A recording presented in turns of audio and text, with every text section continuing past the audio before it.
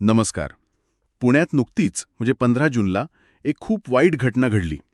त्याबद्दल आज आपण बोलणार आहोत. हो. दुपारी 3:30ची वेळ होती बहुतेक. मावळ तालुक्यातलं कुंडमळा गाव. बरोबर. तिथे इंद्रायणी नदीवरचा एक जुना लोखंडी पादचारी पूल होता, तो कोसळला. आणि त्यावेळी तिथं बरीच लोकं होती असं कळतंय. पादचारी तर होतेच, पण काही दुचाकीस्वार पण होते. हो, आपल्याकडे वेगवेगळ्या ठिकाणाहून माहिती आलेली आहे याबद्दल.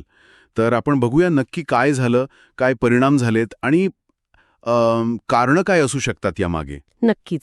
तर हा पूल जो आहे, हा साधारणपणे 1990च्या दशकातला, म्हणजे जुना होता तसा, लोखंडी पादचारी पूल. हो. आणि 15 जूनला जेव्हा तो पडला, तेव्हा जी माहिती आहे त्यानुसार जवळपास 100 लोकं होती पुलावर. हो, 100च्या आसपास आकडा ऐकतोय आपण.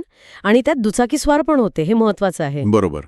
आणि ही दुर्घटना खरंच खूप मोठी आहे. सुरुवातीला आलं होतं की 2 मृत्यू झालेत आणि 32 जण जखमी, त्यातही 6 जणांची प्रकृती गंभीर होती. बापरे. नंतर शोधकार्य पुढे सरकलं तसं आणखी 2 मृतदेह मिळाले. म्हणजे एकूण 4 मृत्यू झालेत आत्तापर्यंत. आणि जखमींचा आकडाही 30च्या वरच आहे. मोठी हानी झालीय. यातली एक गोष्ट जी समोर येते ती म्हणजे हा पूल खरं तर पादचाऱ्यांसाठी होता. हो, मुळात पादचाऱ्यांसाठीच. पण त्याची जी अवस्था होती ती खूपच वाईट झाली होती असं कळतंय.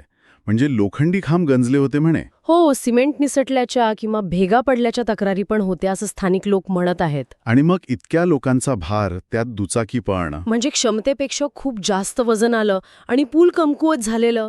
तो कसा सहन करणार? नाही, शक्यच नव्हतं. बरोबर. पण घटनेनंतर लगेच म्हणजे एनडीआरएफची टीम, पोलीस, स्थानिक प्रशासन सगळे आले. बचावकार्य त्यांनी लगेच सुरू केलं. जखमींना हॉस्पिटलमध्ये नेलं. हो, आणि महाराष्ट्र शासनाने मृतांच्या कुटुंबांना प्रत्येकी 5 लाखांची मदत पण जाहीर केली आहे. हो, केलीये. आणि या सगळ्या प्रकाराची चौकशी करायचे आदेश पण दिलेत मुख्यमंत्र्यांनी. पण हे झालं तात्पुरतं. म्हणजे बचावकार्य, मदत. पण याच्या मुळाशी काय आहे? हा पूल जवळपास 30 वर्ष जुना होता. शेलारवाडी आणि इंदोरी गावाला जोडायचा. हो. आणि होता पादचाऱ्यांसाठी, पण वापरत होते दुचाकीस्वर पण. म्हणजे ज्यासाठी बनवलाच नव्हता. बरोबर. आणि इथेच तो मोठा प्रश्न येतो. पुण्यामधले जे जुने पादचारी पूल आहेत त्यांचं काय? त्यांची देखभाल, त्यांची सुरक्षितता. कारण जी माहिती आहे त्यानुसार आधी पण काही स्ट्रक्चरल सेफ्टी ऑडिट झाली होती. अच्छा, म्हणजे तपासण्या झाल्या होत्या. हो, पुलांची मजबूती बघण्यासाठी. आणि त्यात काही जुन्या पुलांच्या स्थितीबद्दल चिंता व्यक्त केली होती म्हणे. म्हणजे ऑडिटमध्ये इशारे मिळूनही फार काही झालं नाही असं म्हणायचं का? शक्यता तशीच दिसतीये. हे फक्त एका पुलाचं अपयश आहे की एकंदरीतच आपल्याकडच्या जुन्या पायाभूत सुविधांच्या देखभालीकडे दुर्लक्ष होतं? मला वाटतं हा दुसरा मुद्दा जास्त महत्वाचा आहे. म्हणजे ही दुर्घटना फक्त पूल जुना होता किंवा वजन जास्त झालं म्हणून नाही घडली. यात कुठेतरी म्हणजे नियमित देखभाल, आवश्यक दुरुस्ती याकडे दुर्लक्ष झाल्याचा भाग नक्कीच आहे. हो ना.